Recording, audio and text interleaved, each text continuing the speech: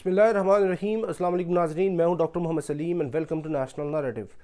ناظرین، اعلان کر دیا ہے ایران نے کہ وہ اسرائیل کے اوپر حملہ کرے گا، اور اس وجہ سے پورے کے پورے اسرائیل میں صف ماتم بچھ چکی ہے،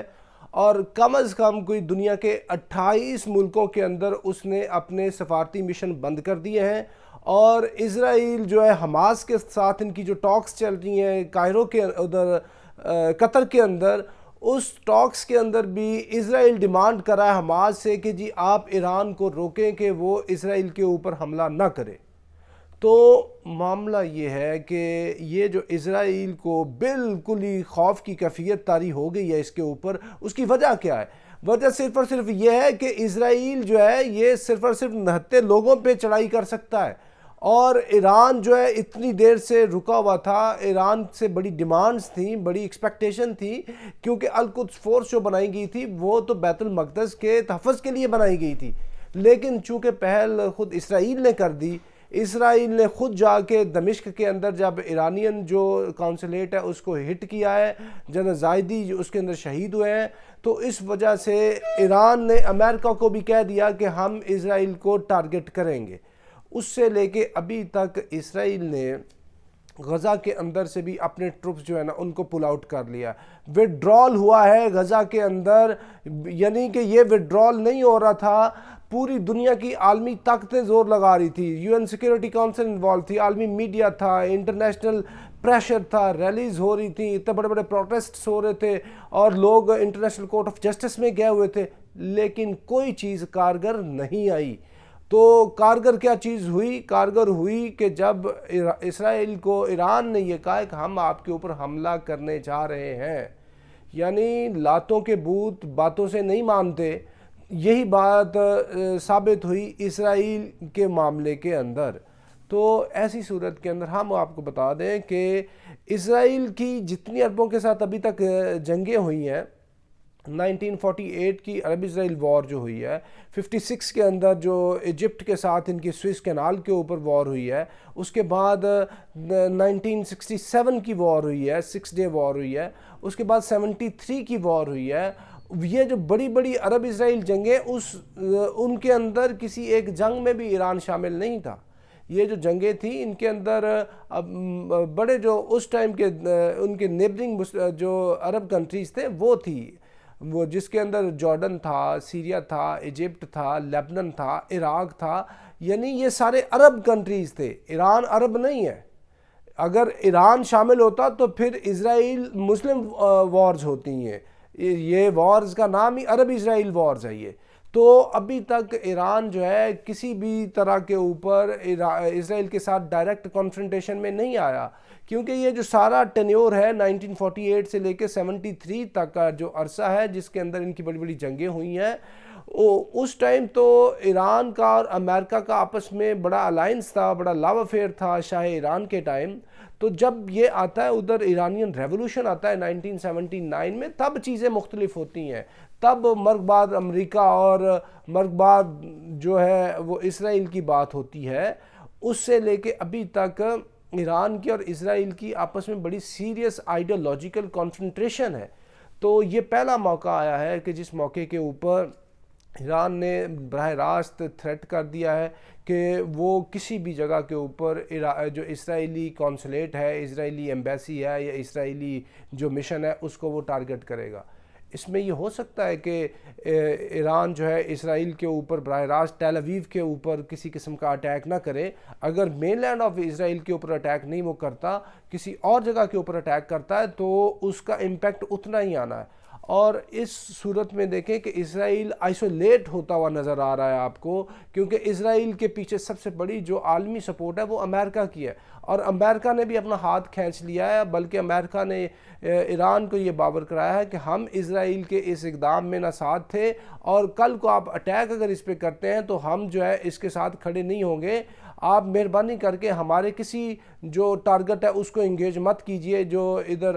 مڈل ایسٹ کے اندر جتنے ہمارے ٹارگٹس بیٹھے ہوئے ہیں، جتنے امریکن بیسز ہیں، امریکن اڈے ہیں، تو مطلب اس ٹائم اسرائیل خود آئسولیٹ ہو چکا ہے، اخلاقی طور پہ تو پوری دنیا سے آئسولیٹڈ ہے، سفارتی طور پہ بھی یہ آئسولیٹ اس نے خود کو کر لیا، مشنز بند کر دیے، تو ایسی صورت کے اندر جب ایران نے یہ بات کی ہے تو آپ یہ دیکھیں اس کا کتنا بڑا امپیکٹ آیا ہے. تو معاملہ یہ ہے کہ اگر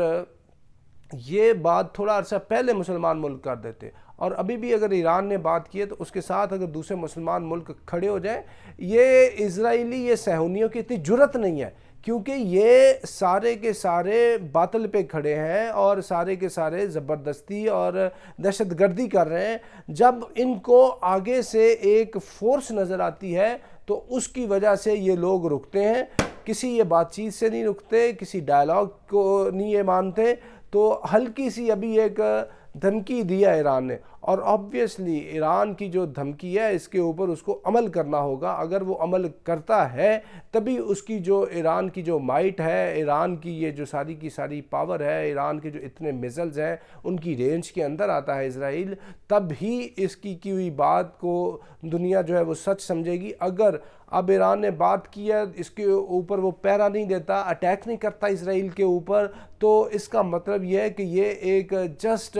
ایک آئی واش تھا، ایک بلف تھی اور اس کے اندر سیریسنس نہیں تھی. لیکن چونکہ پوری کی پوری ایرانی جو لیڈرشپ ہے وہ آیت اللہ روح اللہ خامنئی اور جو رہبر ہیں ان کے انڈر انہوں نے یہ ایک ریزالو کا مظاہرہ کیا ہے کہ جنرل قاسم سلیمانی کے بعد دوسرا واقعہ یہ جنرل زاہدی کا ہو گیا ہے، تو ابھی ہم ہر صورت میں اس کا بدلہ لیں گے. تو آبویسلی ان کو بدلہ لینا چاہیے اور وہ بدلہ لیں گے اور اس کے لیے وہ تیاری کر رہے ہیں. دیکھیں یہ جو انگیجمنٹ ہوتی ہے اس کی آگے پھر ریپرکشنز بہت زیادہ ہیں. جا کے اگر یہ اسرائیلی کسی ٹارگٹ کو ہٹ کرتے ہیں اور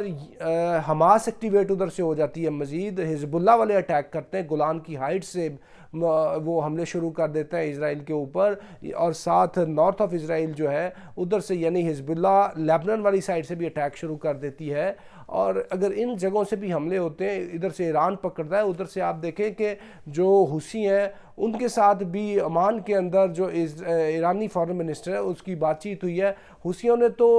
جتنی جو ویسٹرن جو ویسلز ہیں جو سپورٹ کر رہے ہیں اسرائیل کو، ان کو وہ بار بار انگیج کر رہے ہیں پچھلے اتنے عرصے سے، اور وہ بھی آپ سمجھے کہ ایک پراکسی ہے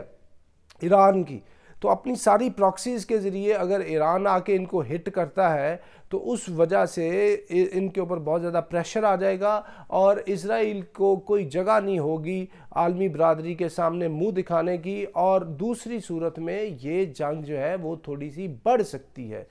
ہو سکتا ہے کہ اسرائیل کی سپورٹ کے لیے امریکہ میدان میں پھر بعد میں آئے جب یہ تھوڑی سی سچویشن ایسکیلیٹ کرتی ہے. سچویشن کی ایسکیلیشن کی وجہ سے یہ ایک پورے کی پوری ریجن جو ہے وہ گرم ہو جائے گی، اور اس کے اندر جتنی یہ جو ریجنل پاورز ہیں بیٹھی ہوئی، جس کے اندر ایجپٹ بیچ میں آ جاتا ہے جنگ کے اندر، سیریا تو آلریڈی ہے، سیریا آتا ہے، لیبنان آ جاتا ہے، ایران آتا ہے، آبویسلی عراق آئے گا.